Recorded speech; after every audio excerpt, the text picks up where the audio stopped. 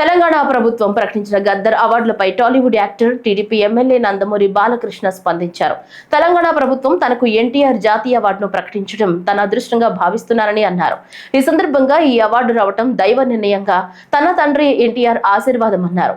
ఇంత ప్రతిష్టాత్మకమైన పురస్కారానికి తనను ఎంపిక చేసిన తెలంగాణ ప్రభుత్వానికి, సీఎం రేవంత్ రెడ్డికి, జ్యూరీ సభ్యులకు కృతజ్ఞతలు తెలిపారు. ఈ మేరకు సోషల్ మీడియాలో ఆయన ఓ పోస్టు చేశారు.